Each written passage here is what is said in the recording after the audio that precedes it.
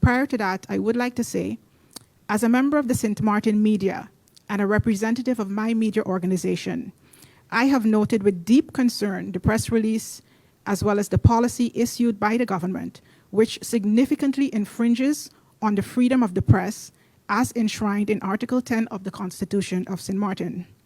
We did receive the document yesterday, and we are in the process of reviewing that. Minister, let me start by saying this. It is very good to upgrade, to up with everybody holistically level. But Minister, I'm speaking about the new media policy, revive, yeah.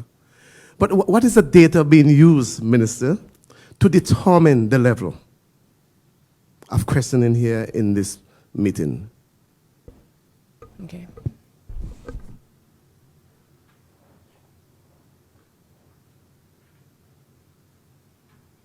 The data being used. I believe within the policy, and I can say, not that I think, the existing policy was not being fully enforced, period. Media should have a platform, a media platform, which should be more than a Facebook page. Facebook is a social media platform. And if you're, for me, authentic media, you should have more than a Facebook page where you disseminate the news, for instance. There are different aspects.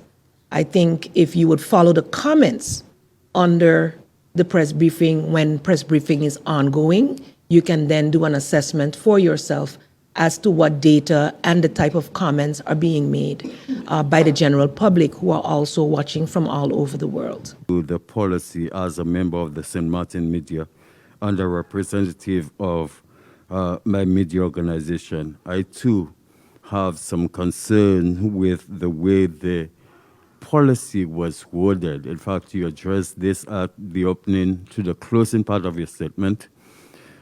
Should I take it that, Minister, Prime Minister, based on your statement to the end, that you're actually apologizing? I mentioned that based on feedback that I've received, and I've received positive as well as negative feedback to the press statements, especially after last week. My verbal statements on the floor of Parliament were on the floor of the press statements, press briefing, were met with mainly positive statements.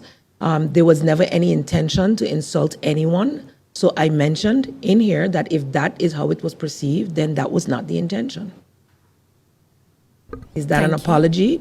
I would hope if anyone was upset or insulted by my statements, would consider that that is the apology that I've extended. As a member of the St. Maarten media and representative of my media organization, I have noted with deep concern the press release and policy issued by the government, which infringes on the freedom of the press. Press freedom is enshrined in Article 10 of the Constitution of St. Maarten. As a member of the St. Maarten media and a representative of my media organization, I have noted with deep concern the press release and policy issued by the government, which significantly infringes on the freedom of the press as enshrined in Article 10 of the Constitution of St. Maarten.